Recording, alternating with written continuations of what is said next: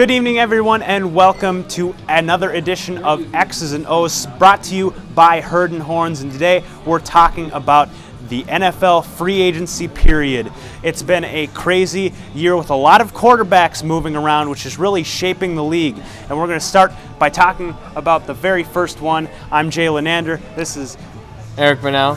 And the most important free agency signing was the biggest free agent to hit the market in many, many years, and that is Kirk Cousins. And that's where we're going to start with the NFC today. Kirk Cousins going to the Vikings. The Vikings had three pretty established quarterbacks at this point, all free agents. People sort of in the fandom were panicking, and then it turned out to work out perfectly because it cleared the way for a brand new quarterback, and it's Kirk Cousins, the top free agent available. What do you think about the Vikings picking up Kirk Cousins? I mean, to me, they made him the highest paid quarterback in the league. He has 0 career playoff wins. Mm-hmm. People don't realize that. I don't understand how, even looking at the top 4 quarterbacks, top 4 highest paid quarterbacks in the league, they don't have a playoff win. Why are you giving them all this money? I disagree. I mean, you look at the key example from this year. Nick Foles also did not have a playoff win going into this year, and look where it got him. So it's not about having playoff wins, it's about the potential to get there, and I think that's really what this is about for Kirk Cousins. You see, once the Vikings got to the playoffs, Case Keenum did not have the potency that he did in the regular season. People had already seen him for a while, and so they were able to shift up their coverages, and when we got to the Eagles, they couldn't do anything to fight back against the other offense. So it's really about the potential, and Kirk Cousins, although he has played in one playoff game, lost it, the potential is supposed to be that he's just a better quarterback, has more skills. And I agree with you there. That's a major upgrade from Case Keenum, and being a Packer fan, I mean, that's a great signing for the Vikings, Kirk Cousins, and he's got the potential to be a great quarterback, especially with this offense. He's got Latavius Murray, Dalvin Cook. I know they just lost Jerick McKinnon and another running back that I can't think of, but they built through the draft, which Dalvin Cook came on. I know he tore his ACL. Tough to swallow. He was such a great player. I did not even expect him to have that good of a year, but I think with that defense, he might even put him over the top, maybe to reach the Super Bowl. But I don't know. I think he's got to get used to that system.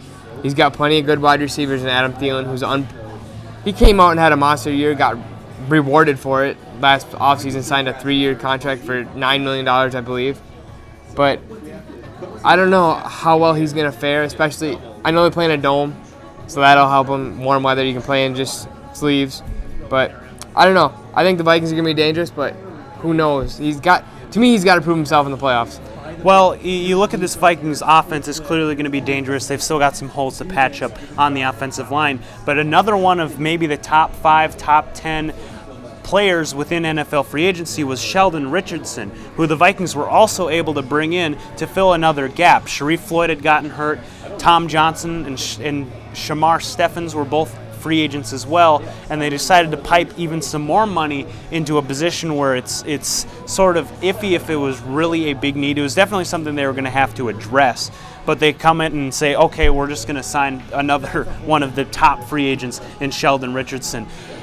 Do you think that that's really enough to take the Vikings past the level they're already at, or is this already building off a point that you can't really push past? I think they're building off a point. It might go a little bit better. Sheldon Richardson, he's proven himself as one of the top D linemen. He wreaks havoc on the quarterback, plugging up the middle. I think that Viking defense is going to be great. It's going to be stellar like it was this year. But to me can they win the big game? I mean, yeah, their offense, to me, down the stretch, their offense sputtered. Their defense sputtered. Yeah, they gave up 0 points to the Packers. Congratulations. They didn't have Aaron Rodgers. They had Brent Hundley, who's I don't even know why he's on the team anymore. He's just that bad.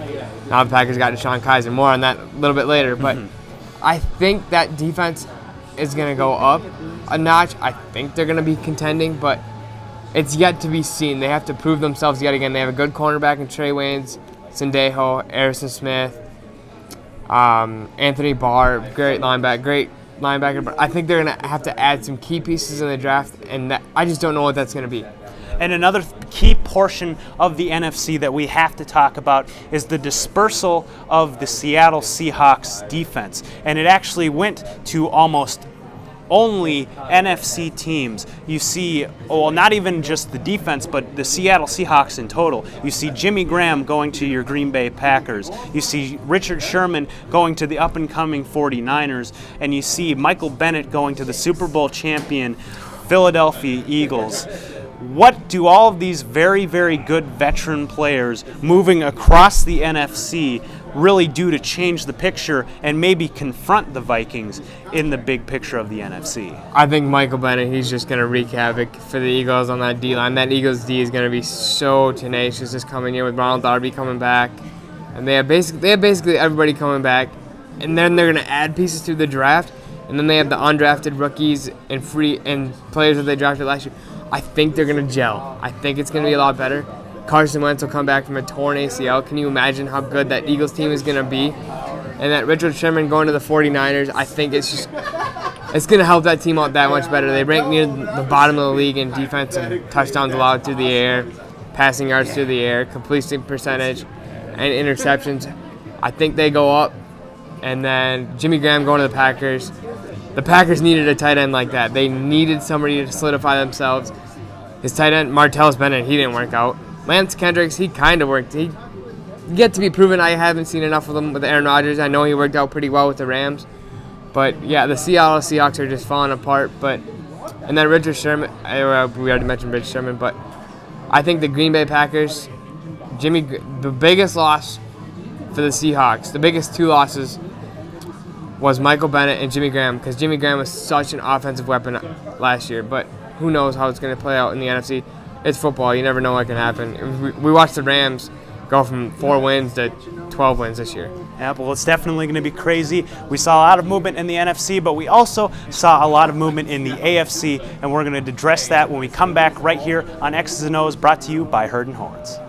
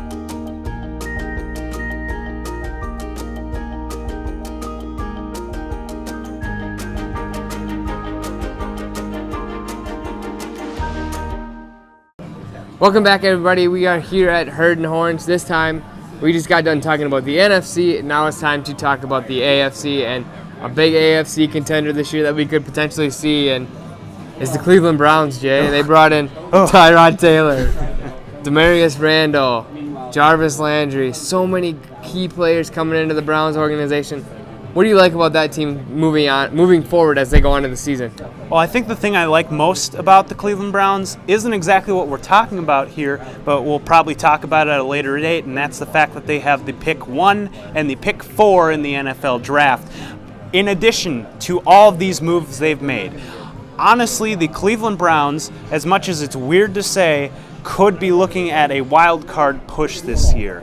It's sort of an underdog still, just looking at the talent they have. It depends completely on how they draft, but they've added some serious talent to this team. A big vote of confidence by this front office in keeping Hugh Jackson around despite the 0-16 season. They brought in offensive coordinator Todd Haley to sort of change up that offense. It's going to be a more solid system, one with more experience. Honestly, I think Tyrod Taylor is a highly underrated quarterback in this league. He led to the Buffalo Bills to their first playoff appearance in a long period of time, and he just doesn't get enough credit for what he does. Yes, he has his spouts of inaccuracy, and he's got his problems, but in comparison to some of the other quarterbacks that we see getting paid, to give $10 million to Tyrod Taylor for a season is dirt cheap compared to, say, Sam Bradford getting $20 million hobbling around there for the Arizona Cardinals. I think Tyrod Taylor is highly undervalued. His ability as a dual threat quarterback, his ability to run, his ability to be sort of a field general for this team. And I think just paying a third-round pick is going to be the transition they need for whatever quarterback they end up drafting this year and the future moving forward. But I think this year it's going to be Tyrod Taylor. He's the best quarterback, the most established quarterback that they've had in years. And they've put some weapons around him. They've added Jarvis Landry. That's a huge signing. They should, if they want to really get return back for that trade, sign him to a long-term deal, give him the money. He's a good receiver. He's proven another underrated player. Miami was sort of willing to let him go a little bit too easily. This is a player that's been up in the rankings in terms of all the receiver categories, especially in the AFC. So he's got some weapons to work with. This team, of course, lost Joe Thomas to retirement, which is a horrible, unfortunate thing for them. To have such a good player gone just as they're starting to ramp things up. But this is a team that's starting to create an offense and a defense that are going to make some waves. As you said, they got Demarius Randall. That's probably going to be their new free safety to put next to Peppers.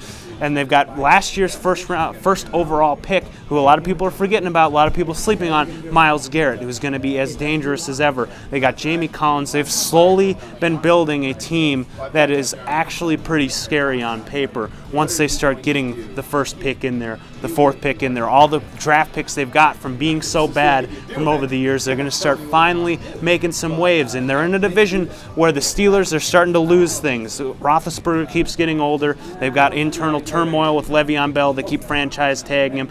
A lot of turmoil with the Steelers. The Ravens had a very down year last year. The Bengals had their worst year in recent memory, and they haven't really changed anything. So I think Cleveland, in that division, they've got a chance to really surprise some people with these weapons that they picked up in free agency. Their wide receiving core: Josh Gordon, Jarvis Landry, Screaming Corey Coleman. Yep. That's three of the fastest guys in the NFL. Yep, and David Njoku as a tight end. Yeah. Pretty scary. They're not. To me, I think that over-under wins. I think they get 8 this year. Mm-hmm. And I even think that they're going to go over that. But people are still going to pick up against the Browns because it's the Browns.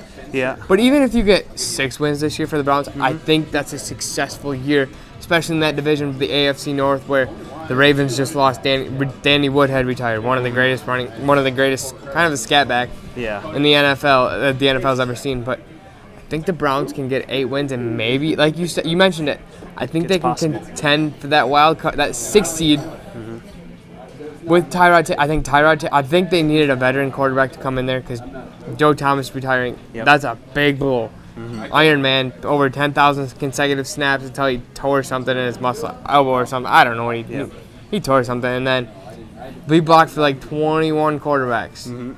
But I think Tyrod Taylor, I think he's going to put him over the edge with the scrambling. Deshaun Kaiser, he didn't do too bad. It's just the defense wasn't able to finish games last year. And he was inexperienced. And you talk about 8-8 as kind of being sort of the projection that people might be looking at for them this year. It's worth noting that the cutoff for the AFC playoffs was 9-6. So, potential for the Cleveland Browns to maybe do something. And it's worth noting that with all this other stuff they've got going on, you mentioned all the offensive weapons they have, Saquon Barkley could be sitting there, will be sitting there at 1. They're likely to take a quarterback 1, but he could still be sitting there at 4. What do you think Saquon Barkley would do for this team? We've seen Ezekiel Elliott, we've seen Leonard Fournette, we've seen all these teams that draft a running back early, able to make the playoffs the year after they do that. Do you think they'll draft Saquon Barkley, and do you think the Cleveland Browns would be able to use that to be the final piece they need to push them into the playoffs? To me, I don't see them drafting Saquon. I don't even know if they take it. I think they take a quarterback at number 1. Saquon, he didn't even have a chance to work out at his pro day today, and no NFL running back coaches showed up, so his draft stock could be going down. But they got Duke Johnson in the backfield. He's pretty good set running back. I mean, he was splitting time with the other running back, but I just don't know. But if he's sitting there I take him. He's proven him. He's played against the big dogs in Ohio State, Wisconsin, NFL. He's played against an NFL defense in Wisconsin. I mean, and he performed pretty well against them. But I just don't know if he goes 4 or maybe they take him at 4. But I don't know. I do think they could take a quarterback in 1. I think they take Josh Allen out of Wyoming as the quarterback number 1. Let him, because dude's got a rocket arm. Let him sit behind Tyrod Taylor for 2 years, and I think they're going to be pretty good. But who knows? It's a long way to wait until football, and they got training camp and everything like that coming up. But who knows? We'll have to see how the draft plays out before I can make any speculation on what they're even going to do this year. And the draft is going to be probably something we talk about later on X's and O's, brought to you by Herd and Horns. That's going to wrap up this edition. Be sure to stay with us. Watch us on YouTube, on Bison Information Network channel, and you can come see us live at Herd and Horns at 6 p.m. on Tuesdays if you're feeling like that's something you want to do. Thanks for watching, and have a great rest of your day.